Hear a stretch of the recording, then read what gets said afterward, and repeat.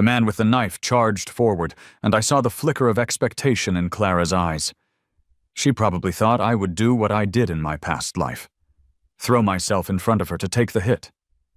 She held her sweetheart, Ethan, calmly in her arms, whispering words of comfort, as if I wasn't even there.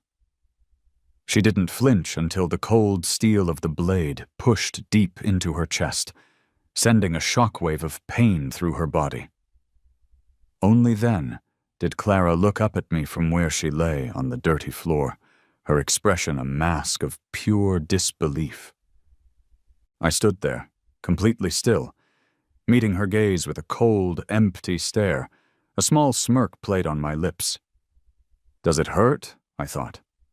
Probably. But compared to the agony I endured in my past life, this was nothing. Clara, we have all the time in the world to settle our accounts.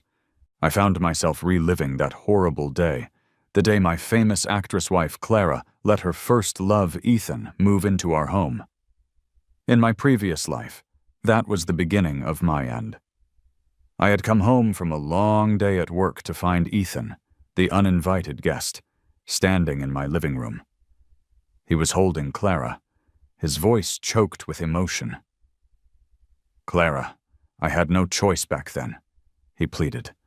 "If I hadn't left you, my dad would have cut off my mom's medicine payments. I had to do it for her. Not a single day went by in those 5 years when I didn't think of you." Clara gently wiped away Ethan's tears, looking at him with a tenderness and focus she had never once shown me. The sight of it cracked something deep inside my soul. Finally, they noticed me standing at the door, my own eyes red as I watched them pour their hearts out to each other. In a panic, Clara tried to explain. She told me Ethan was a childhood friend whose parents had helped her family tremendously. She said he had fallen on hard times, losing his job and suffering from poor health. Out of a sense of obligation for their old friendship, she felt she had to help him. Clara wasn't asking for my permission. She was telling me how things would be. Ethan needed rest, she declared, and she gave up our sun-soaked main bedroom for him. From that day on, she doted on him, cooking him nutritious meals with her own hands and risking being photographed by the paparazzi by personally accompanying him to his hospital checkups. After photos of them at the hospital inevitably surfaced, Clara publicly announced that Ethan was her lover, all to protect his reputation. And just like that, Ethan became her lover. So what did that make me? Her husband, only on paper.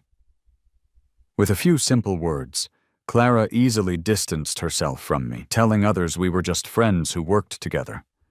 To me, privately, she spun a web of lies, promising that I was the only one she truly loved, and that she was just helping Ethan out of pity.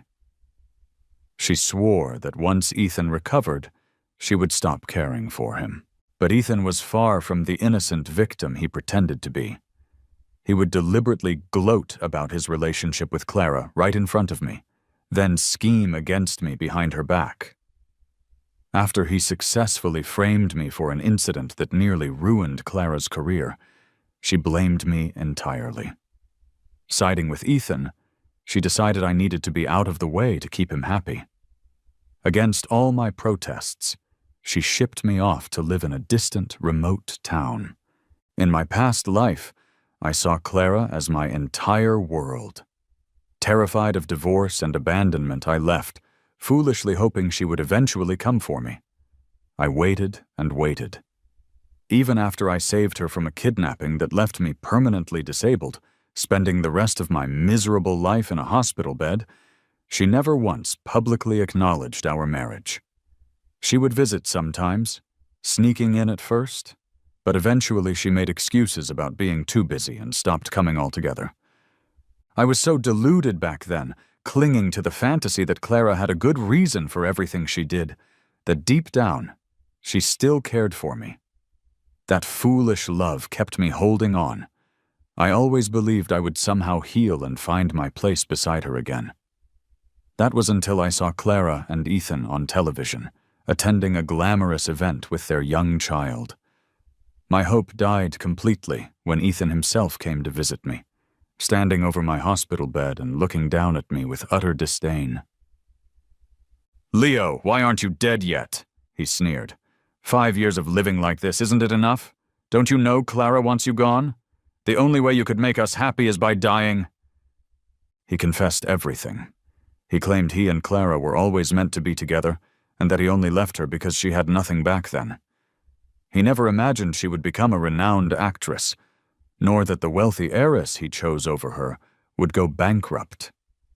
He had come back specifically to win her heart again. Ethan admitted he had orchestrated the rumors that damaged my reputation and manipulated Clara into losing all hope in me. Even the kidnapping that paralyzed me was his doing. He only wanted to frame me for something. He never imagined I would be foolish enough to risk my life for Clara. He shamelessly recounted the intimate moments he and Clara shared while I was still able-bodied but pushed aside. He described how they would kiss passionately, how Clara would cradle him and whisper sweetly, "Ethan, you're the one I've loved for all these years. You've always been on my mind. But Leo has done so much for me, I can't just abandon him now. Wait a little longer. Leo won't live much longer, and then we can marry openly." The sheer cruelty of her words finally extinguished the last spark of life within me. And just when I thought it was all over, I woke up. I was in a hospital examination room, fully intact. I touched my own face, feeling the smooth, healthy skin, reassuring myself that it wasn't a dream. Everything could start anew. This time, I would live only for myself. After gathering my thoughts, I returned to the examination room and asked the doctor for a very specific favor. Half an hour later, I was lying in a hospital bed with an IV in my arm when my phone began to ring. It was Clara. Wasn't she busy comforting Ethan? Why was she calling me? I let it ring, ignoring it completely. A few minutes later, a text message arrived. "Where are you? Come back quickly. I have something important to tell you." Something important, no doubt, about Ethan. I had no interest in hearing her lies all over again. I put my phone on silent and stayed in the hospital for 5 long hours. It was 11 p.m. when I finally left. The hospital was eerily quiet at night. As I walked, I checked my phone. In the few hours it had been on silent, Clara had called me 80 times and sent nearly 50 messages. We had dated for 5 years and been married for 3. I had always replied to her instantly, never leaving her hanging like this. The sudden change in my behavior must have made her incredibly anxious. I walked slowly out of the hospital building and across the dimly lit parking lot. I heard a car door open, followed by the sound of quick footsteps. Someone grabbed my arm forcefully. A stern voice said, "Leo, why didn't you answer my calls or messages? Do you have any idea how worried I was?" I turned to see Clara, hidden behind a mask and a hat. The memory of the pain and despair I felt before my death in my past life made me want to rip them off and slap her face until it was swollen and unrecognizable. But I held back. It wasn't the right time. I had bigger plans. Pretending to trip, I skillfully hooked my foot around her leg. She was so focused on questioning me that she didn't see it coming and tumbled forward. I quickly pulled my foot back as she face-planted hard on the asphalt. While she was down, I followed suit, pretending to fall as well. Her cries of pain were sharp. I scrambled to my feet, acting utterly worried, and pulled off her mask and sunglasses. "Are you okay? It's all my fault. I'm sick, and the doctor made me stay for a detailed checkup and treatment. I didn't mean to ignore your calls and messages. My phone died." As I babbled apologies, I reached down to help her up, intentionally stepping on her outstretched hand a few times. Her face turned a shade of purple from the pain. "Leo, what the hell are you doing?" she yelled. "Hurry and help me put my glasses and mask back on. Do you want the paparazzi to see this?" I helped her up and into the car. As we drove off, she kept complaining, but I just kept apologizing, my eyes glued to the rearview mirror. In the faint light, I saw a figure stoop down and pick up the medical report I had purposefully left on the road. A feeling of relief washed over me. When we got home, Ethan came out to greet us. "Clara, you're finally back." I watched the scene with cold detachment. "Who is he? Why is he here?" I asked, my voice flat. As soon as I spoke, Clara quickly pulled away from Ethan. "Leo, this is my neighbor's little brother, Ethan." Then, turning to him, she said, "This is Leo, my husband." Ethan looked unhappy about being pushed away, fixing a sharp gaze on me. "When did you get married, Clara? How come I didn't know?" "We've been married for 3 years," Clara said, trying to appease me. "We haven't announced it for personal reasons. Ethan doesn't have a place to go right now, so he needs to stay with us temporarily. I'll need you to help look after him." She had said the exact same words in our previous life, and I had agreed without a second thought. This time I refused. "I'm not well. The doctor says I need to rest, so I can't take care of someone I don't know." Clara did not take my refusal well, and Ethan immediately teared up. "I knew I'd be a bother. I shouldn't have come here, Clara. I'm leaving now." He pretended to leave, but after only a couple of steps, he fell softly to the ground. Clara panicked and rushed to his side, calling for a driver to take them to the hospital. This was Ethan's usual trick. In our past life, I thought he was genuinely sick and was always so careful around him. Now, knowing he was faking it, I felt no sympathy.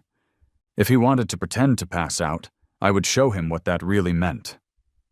I stomped on his hand, hard. I watched his expression twist in agony. But despite the intense pain, he stayed in character, pretending to be unconscious. I let go of his hand, and then pinched the area between his nose and upper lip until it bruised, yet he still maintained his act. Clara was genuinely worried, yelling at me, "Why do you keep pinching him? Call 911? I released Ethan and pretended to take out my phone. My eyes caught the glint of a fruit knife on a nearby table, and a plan began to form in my head. I pretended to slip backward, kicking my leg out as I fell.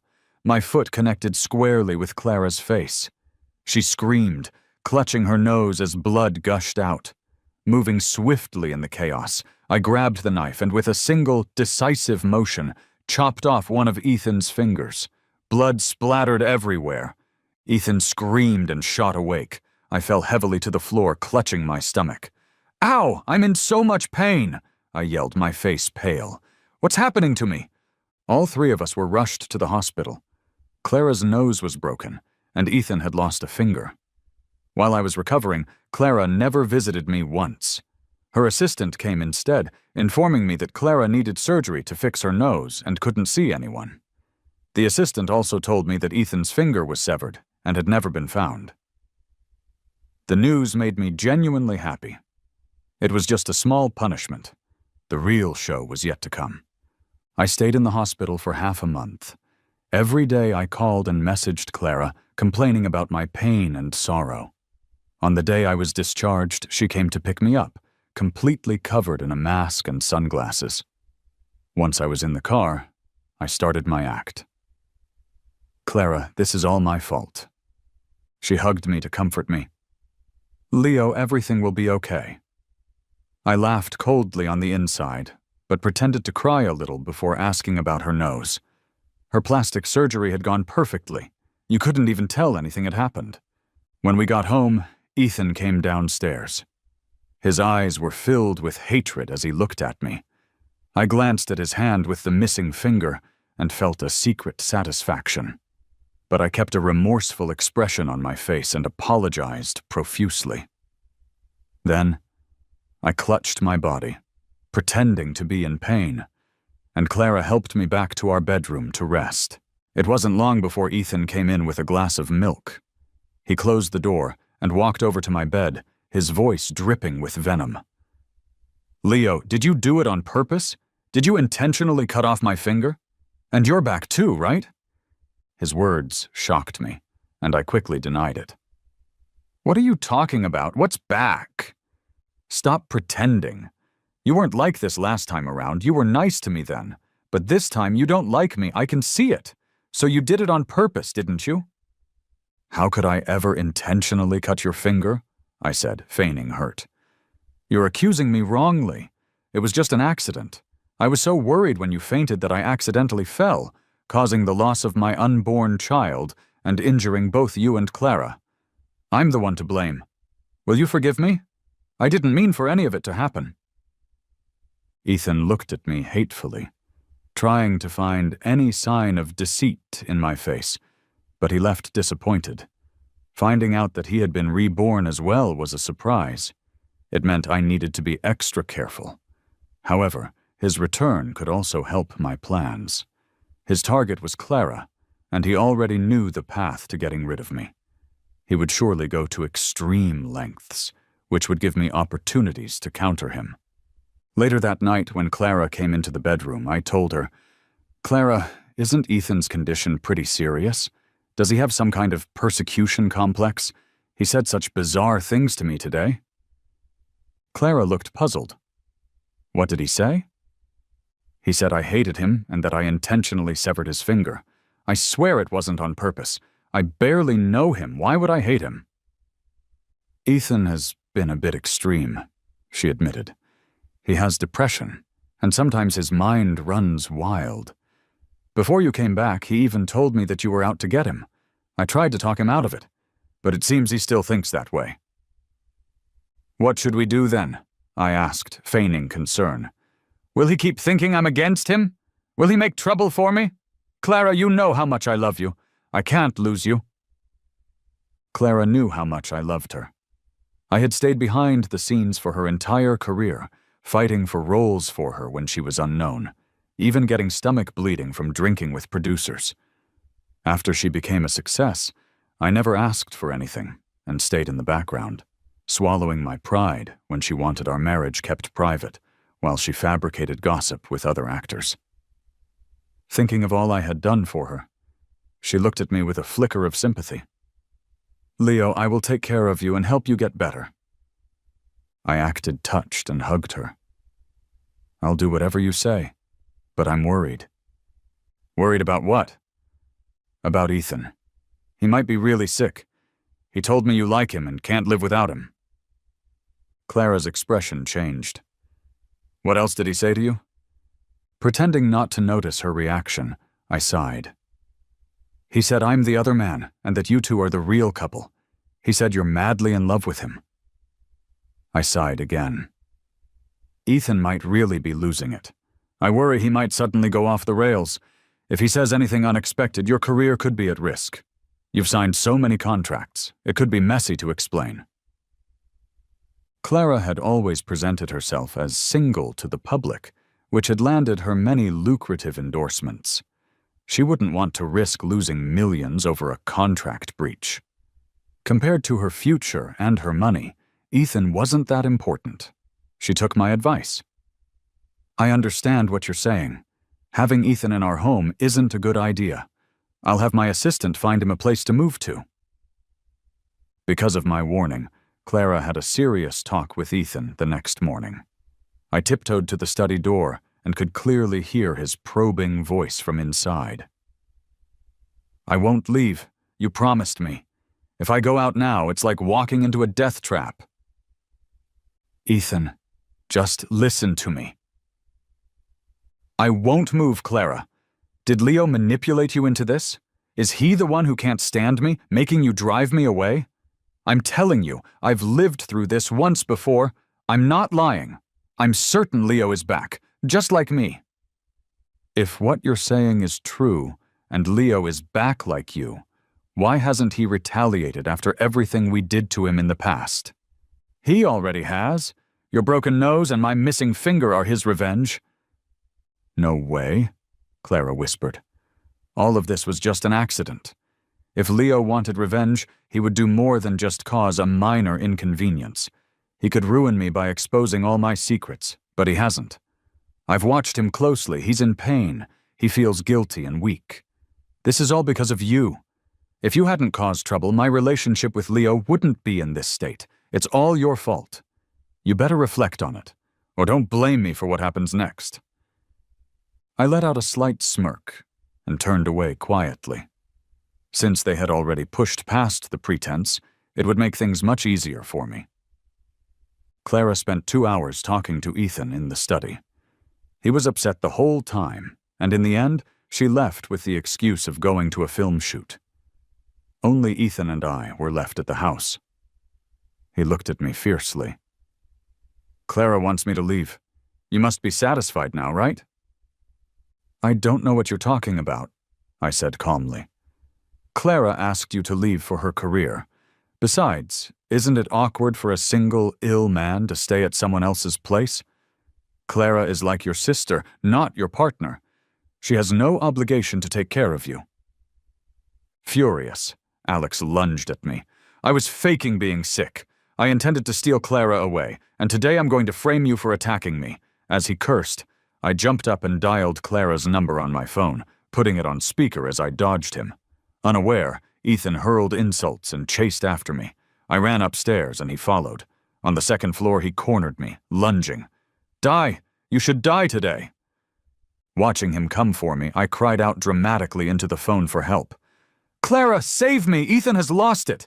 He's gone mad! He wants to kill me!" After yelling, I tossed the phone aside, letting it roll far away. With a cold smile, I faced the man who was attacking me. Clara rushed back after getting my frantic call. She pushed open the villa door and was shocked by the horrific scene. Ethan and I lay on the ground floor, both covered in blood. We were rushed back to the hospital. I had fallen from the second-floor landing and ended up with a broken arm. Ethan fared much worse. He had fallen awkwardly onto a large decorative vase below. Glass shards had pierced through his lower body, leaving a gruesome mess. No one knew I had done it deliberately. I had let Ethan hurl insults at me over the phone, ensuring Clara heard every word. The villa's cameras had been mysteriously down for maintenance. The only proof was my call to Clara, claiming Ethan had gone crazy.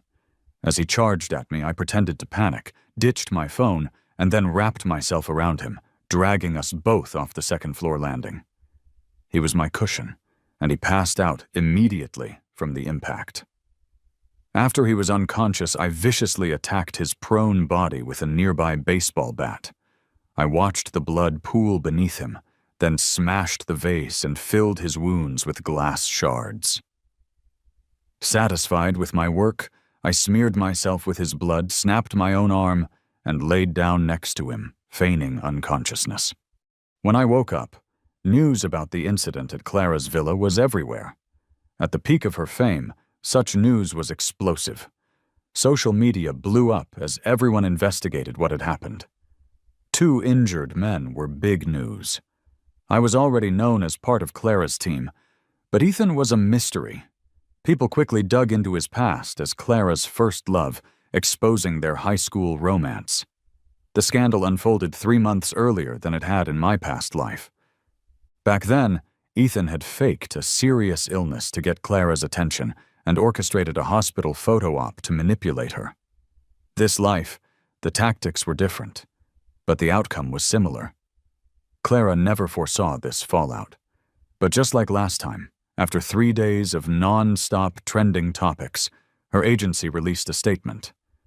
She admitted her connection to Ethan, calling him her first love, the one person she could never forget. They claimed that after reuniting, they had gotten back together and had planned to announce it later, but were forced to admit it early. After confirming Ethan's status, Clara called me. She gave me the same excuses as before: her gratitude toward his family, his fragile mental and physical state. She insisted she had to soothe him for now, certain that my devotion to her meant I wouldn't cause any issues. I agreed to everything. "Clara, I'll do as you wish. Take care of Ethan. Even though he tried to harm me, I know he's unwell and not in control, so I forgive him." Thrilled by my cooperation, she reassured me before hanging up. Clara's single image was shattered, but her agency invested heavily in PR, promoting her and Ethan's love story. They were painted as tragic lovers, separated by cruel circumstances, who had never stopped thinking of each other. Their seemingly fairy tale romance captivated many, turning them into the nation's adored couple of tragic love. Her career wasn't affected. In fact, she was even more in the spotlight, landing new endorsements and movie deals. Naturally, this boosted Ethan's profile, and just like in our previous life, he went from a nobody to a celebrity, set to act as her on-screen partner. Then, just as their romance movie was announced, footage of Clara picking me up from the hospital that night suddenly leaked. In the video, paparazzi ambushed her, asking if Ethan was really her boyfriend. If their love was so deep and unforgettable, then what did that make me? The footage showed us struggling, and to make matters worse, the paparazzi also leaked my faked medical records. The headline about a popular actress abandoning her sick husband for a past lover was a ticking time bomb. Clara was terrified. She knew how disastrous it would be if the full story went public. She reached out to the paparazzi, who demanded $1 billion to keep quiet. She had made a lot of money, but giving up that much was a bitter pill to swallow. She spent days stressed and unable to eat or sleep. What pushed her over the edge was the leak of our marriage certificate. When she saw it online, she was stunned. Then she started to doubt me. She confronted me, scrutinizing my face before finally taking my hand. "Leo, we kept our marriage a complete secret. How did the paparazzi get this photo?" Inwardly, I scoffed, but I showed only panic. How could that be possible? We've never told a soul. It wasn't me. If it wasn't me, it must have been her. I denied it frantically. It wasn't me, Clara. I have no reason to blow up our relationship. "Are you jealous, Leo?" she asked, her eyes narrowing. "Jealous of me and Ethan?" "Yes," I admitted. "I'm jealous of you and Ethan, but I love you too much to ever ruin you like that." She seemed to believe me, at least partially.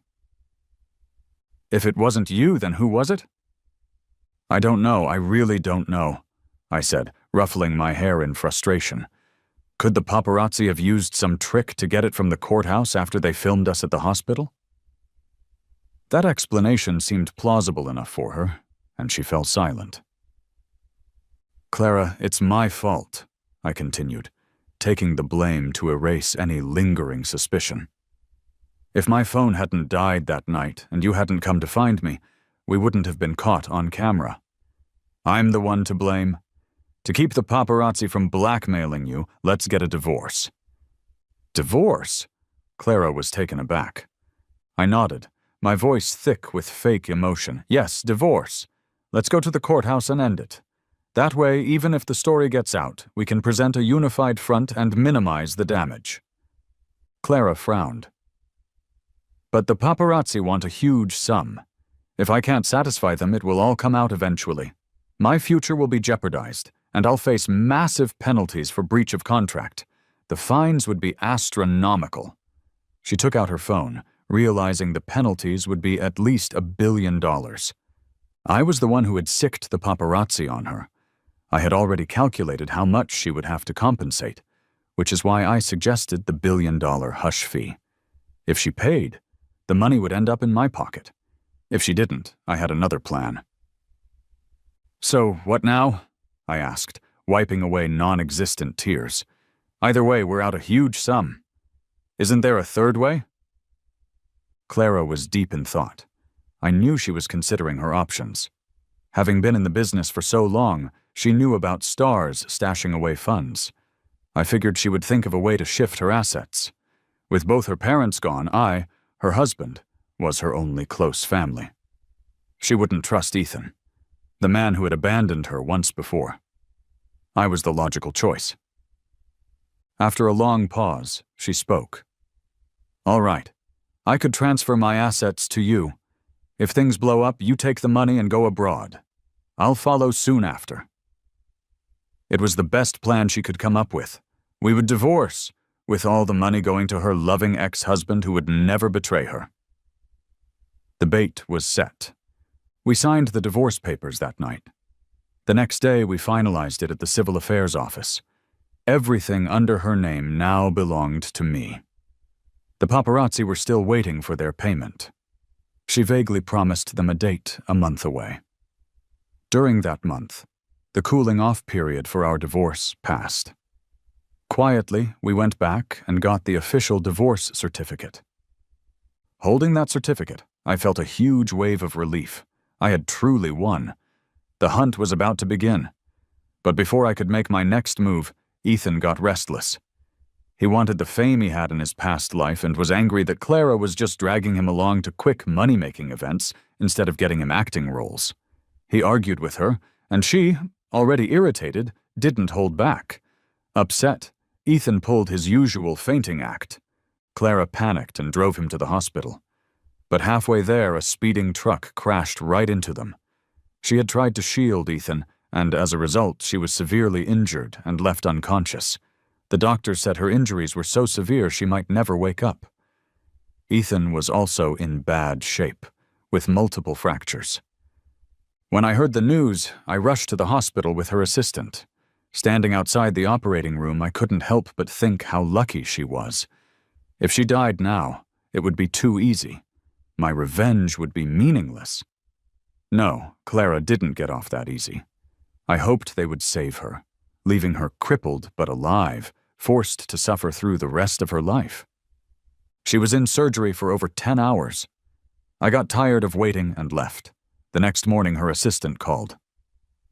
"Leo, Clara is awake. She's asking for you." It was a medical miracle. The doctors had said she'd be bedridden for at least a year if she even woke up. Yet she was awake and ready for visitors the very next day.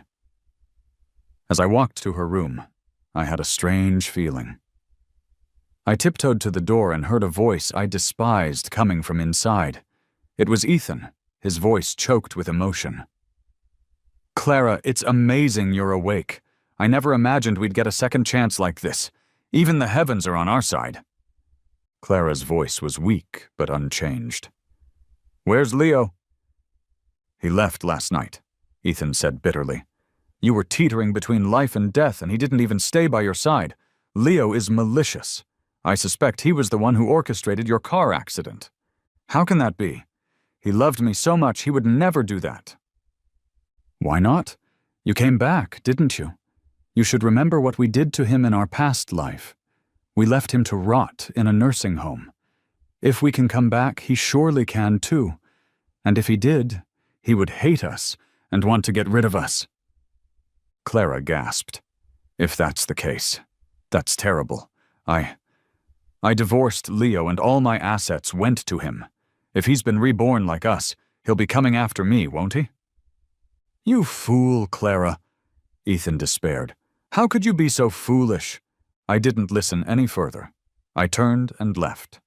I had always thought only Ethan schemed against me, but now I knew Clara was just as complicit.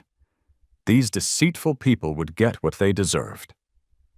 I returned to her room with a pot of homemade broth, my eyes red and swollen from rubbing them with onion water. When I saw her, I burst into tears.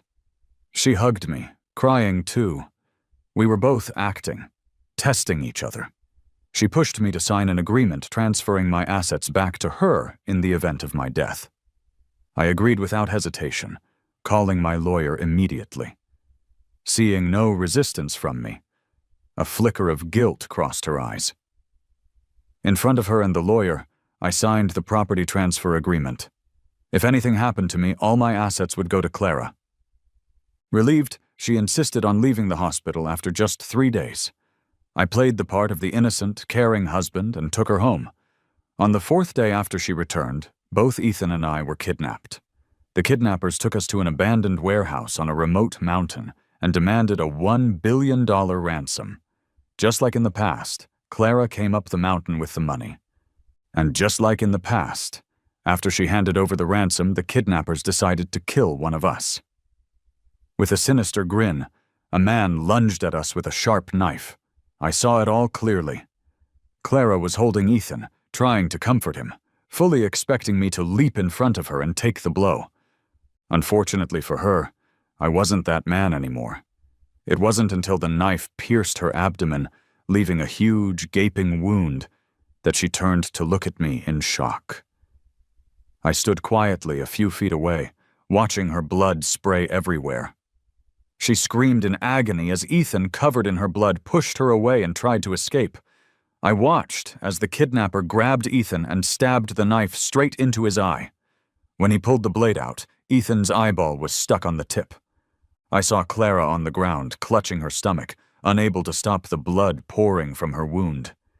The kidnapper continued to slash at them both, severing their tendons. Then, we heard the sirens. The kidnappers fled, and I dropped to the ground, pretending to be a victim. Clara and Ethan ended up permanently disabled. The police soon discovered their plot to have me killed. The news of the famous actress's affair and their plan to murder her ex-husband made headlines everywhere. Not only were they crippled, but they also faced long prison sentences. 3 months later, I visited Clara in prison. She was slumped in a wheelchair, staring blankly out the barred window. When she noticed me, she tried to move, but it was futile. Her tendons were severed. She would never move her hands or legs again. I smiled at her. "Clara, long time no see." Her voice was a rasp. You orchestrated all of this." "I have no idea what you mean," I replied smoothly. "Weren't the kidnappers hired by you and Ethan? You treacherous snake." I smiled. "Compared to you two, I'm nowhere near as ruthless. I was just waiting for an opportunity, and you handed it to me. I only added $50 million to your assassin's fee. I must say I'm quite satisfied with the results." Her voice cracked as she cursed me, but I was unmoved. "This is just the beginning. I've spoken to some lawyers. Someone in your condition can't be incarcerated. So I've forgiven you. I won't press charges. In fact, I've even found a special care facility willing to take both you and Ethan in. I hope you enjoy the rest of your lives there." I had gone out of my way to find the perfect place for them. A damp, dark facility where they would live out their days being cursed and beaten, eating moldy food like rats in a gutter. Meanwhile, I would travel the world with my billions, perhaps finding 10 or so gorgeous women to keep life interesting. From this point on, Clara, Ethan, and I would live in entirely different worlds. Just as they once forced me into a life of suffering, they would now endure a similar fate, while I reveled in my newfound freedom and wealth. I would make sure to enjoy every moment of my life, all while watching them slowly succumb to their well-deserved misery.